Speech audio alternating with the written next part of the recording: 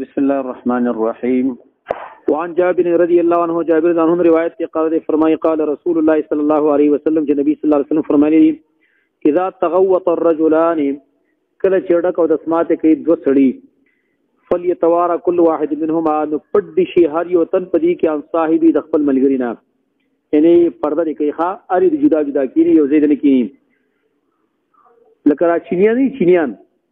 چینا والا دي چې کله د سماعت کې کله قلاري او قطار باندې به یو څلو پیسه کسان ناس کنه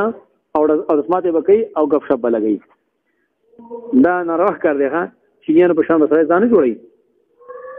او اکثر دا مصیبت په زنانه کې ډیر دی زنانه بالکل په دې باب کې دی بل حیا نه کوي د سړو ډیر حیا کوي او اکثر زنانه چې قلاري دی بل په مخ کې وي د سماعت دی قلاري بل په مخ کې باو د سم کیسه دا غلط کار دی ورې خدا غریبانه نه پوي دا پرې پوي کول غواړي چې ورې زنانه با د بل زنانه د څه پرده کوي لکه څنګه چې سړی د بل سړي نه پرده کوي خاوند سره خو ازادي ده نو فلیتوارى كل واحد منهم عن صاحبه پد شي هر یو تن په دې خپل ملګری نه دی حدیث کې چې سړی ذکر کړی دی نو دا د اغلبیت په وجبان ځکه چې زنانه اکثر د نارینو په حکم کې داخل دي ولا يتحدث او خبر دې نه کوي خبر دې نه کې خپل مینس کې ولی فین الله يمقت على ذلك ذکر الله رب العالمین په دې باندې غصه کی دا د الله غصې سبب دی رواه احمد د حدیث امام احمد نقل کړي او صحاب السكن امام ابن السكن او تصحیح لري وابن القطان امام ابن القطان او تصحیح لري او هو معلول دا حدیث معلول په دې کې یو علت ته پټ نقصان دی چې معلول نامه پټ نقصان دی او پټ نقصان په دې کې اصل کې دارې چې دې په سند کې عکرمه ابن عمار دی عکرمه ابن عمار او عکرمه ابن عمار دا خو ټیک د ثقه راوي دی بنا بر قول راجح لیکن دا چې کله روایت د یحیی بن ابي کثیر نه کوي کنه یحیی بن ابي کثیر نه علي بن المديني وغیرہ لیکلي دي چې روایت د عکرمه ابن عمار د یحیی بن ابي کثیر نه پرې کې استراب دی دا مستنور چا روایت کې صحیح دی لیکن یحیی بن ابي کثیر د روایت عکرمه ابن عمار سره هغه ضعیف حساب دی شي لہذا دا روایت سره مسترب دی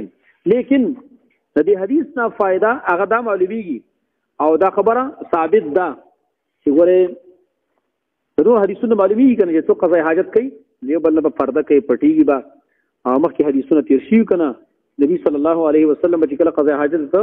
نو ذهب حتا يتوارى تر دې چې پټ پښه دخل کو نه او دارنګ نور حدیثونه به راځي قران آیات معلومیږي کنه غایت لیکي هغه دې چې هغه پټي کنه جوړ دي لیکي دلی شي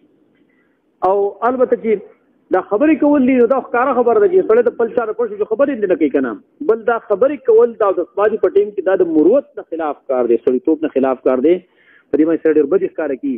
بل دارې به د دې معافي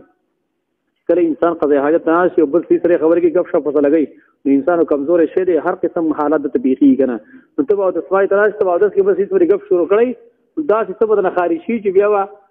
ته به خاطې چې خبرې وسنه کوله دغه خبرې دغه ګور دونه بیزتی مو شو درته خوا کې ولاړو هغه زمانه خارج شول خامخاسین आवाज مو خارجي کنه او انسان کمزور شي نو ګور استغفر بیزتی په دې کې پکې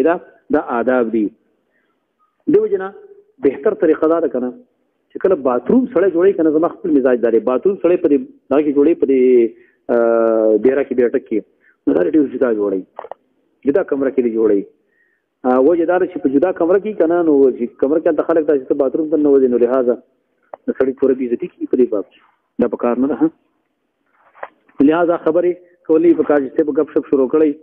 باندې کسانو کې سیګریټ ټګولې قضا د بکا سیل دا خبرې شروع کړي کنه